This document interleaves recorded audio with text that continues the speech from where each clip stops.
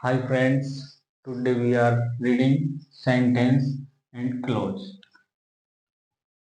Sentence मतलब वाक्य, close मतलब उपवाक्य। वाक्य से छोटा होता है उपवाक्य, जिसको क्लोज बोलते हैं। दोनों की डेफिनेशन थोड़ी थोड़ी सेम है, थोड़ी थोड़ी डिफरेंट भी है।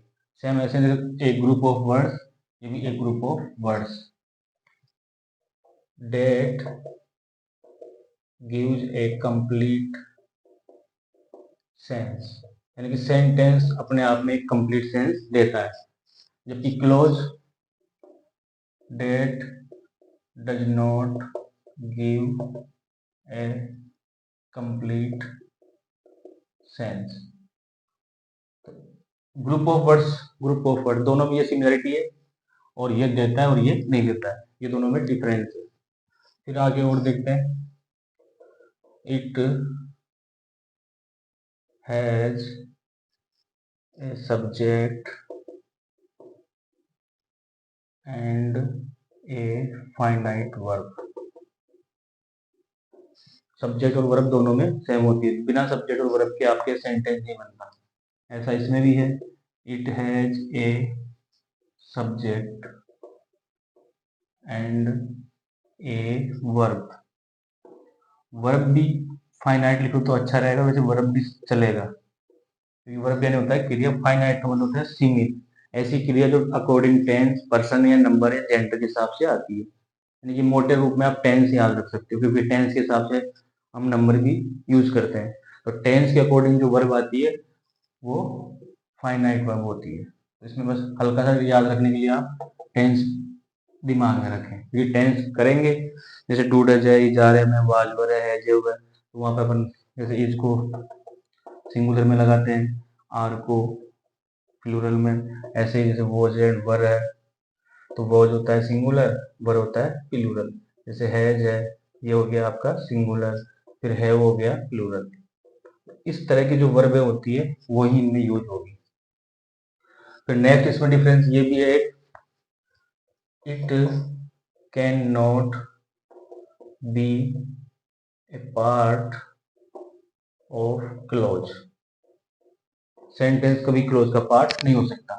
क्लोज हो सकती है, it can be A part of a sentence, यानी क्लोज छोटी होती है और सेंटेंस बड़ा होता है। तो सेंटेंस में क्लोज आ सकती है, लेकिन सेंटेंस क्लोज में नहीं आ सकता। तो ये थोड़ा सा इसमें डिफरेंस आपको समझना है।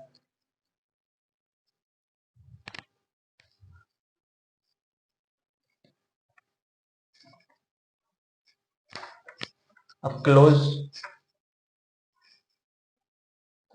के इंट्रोडक्शन के बारे में थोड़ा सा आपको टाइप्स बता रहा हूँ। क्लोज यानी उपवाक्य, यानी कि वाक्य से छोटा। तीन प्रकार की होती है।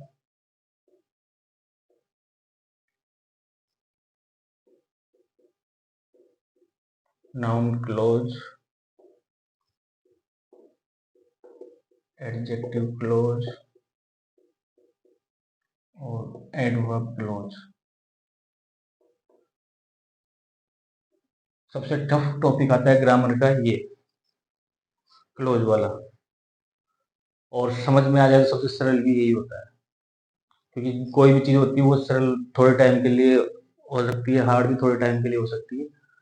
समझ में आ जाए तो वो सरल है, नहीं समझ में आया तो वो हार्ड। तो ये तीन टाइप इसके क्लोज के हमने को याद रखने हैं। अब जैसे थोड़ी सी इनकी डेफिनेशन की बात कर लेते हैं। नाउन क्लोज में जो काम नाउन करता है वही नाउन क्लोज होगा। तो नाउन के दो काम होते हैं, स्पेशल, सब्जेक्ट और ऑब्जेक्ट। एडजेक्टिव क्लोज यानी होता है, आपको पता है, विशेषण, यानी कि विशेषता बताने का काम होगा। इसमें ये जैसे संज्ञा है, तो संज्ञा जब अधिकतर सब्जेक्ट और ऑब्जेक्ट ही होते हैं।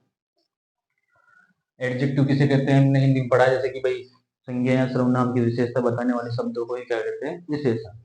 तो इसमें भी यही होगा, एक तरफ तो जैसे या तो नाउन हो या फिर प्रोनाउन, इन दोनों की अगर विशेषता कोई सेंटेंस बताएगा, यानी कोई क्लोज बताएगा, यानी कि वो एडजेक्टिव का काम करेगा, तो वो एडजेक्टिव क्लोज होगा। ये मोटे मोटे रूप में इसकी एक डेफिनेशन है। एडवर्ब होता है क्रिया विशेषण,